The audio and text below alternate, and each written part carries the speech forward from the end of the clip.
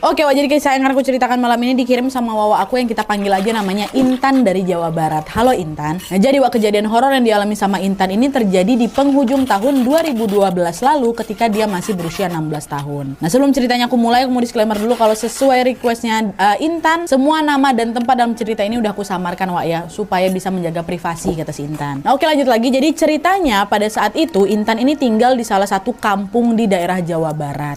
Konon katanya kampung ini nih, atau kampung tempat tinggalnya Intan ini terkenal angker, Wak, karena dilintasi oleh salah satu sungai besar. Ada berbagai mitos memang yang beredar di kalangan masyarakat tentang sungai itu.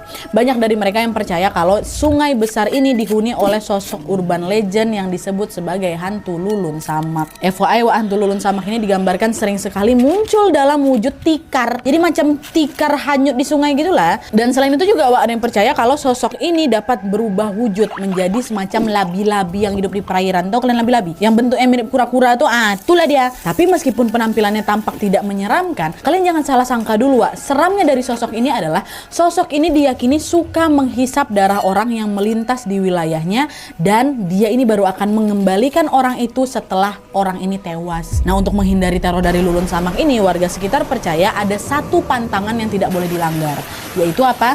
Orang asli Bandungnya dilarang masuk ke sungai itu.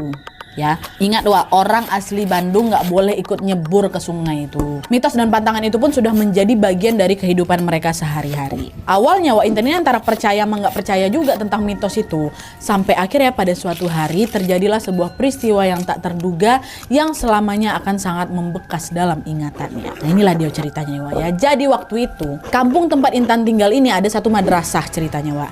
Nah, di madrasah itulah anak-anak kampung rajin belajar mengaji nih setiap malam di situ. Rame, Wak, dari anak-anak yang masih SD sampai yang sudah remaja, semuanya ngaji lah di madrasah itu. Nah, pada hari itu seperti biasanya Intan berangkatlah ke madrasah untuk mengaji bersama teman-temannya.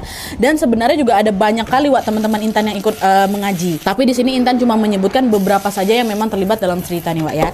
Salah satu di antaranya adalah namanya Kak Tiwi. Ini akrab kali sama siapa? Sama Intan, bestinya lah. Kak Tiwi pada saat itu masih berusia 17 tahun, setahun lebih tua dari Intan. Terus ada lagi namanya Anis. Anis ini adiknya Kak Tiwi tadi, masih berusia 14 tahun. Ada lagi Mita, Hana, sama Dian. Ini umurnya masih 13 tahun di tahun 2012 itu. Banyak kali itu aku dari tadi, ya maaf lah ya kalau nggak nyaman. Oke, nah di malam itu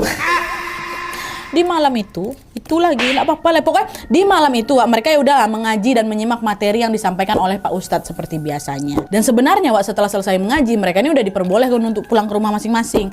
Tapi pada malam itu mereka semua nih, si besti-besti ini, si gengnya si Intan ini, memilih untuk berkumpul di salah satu kamar santri perempuan. FYI,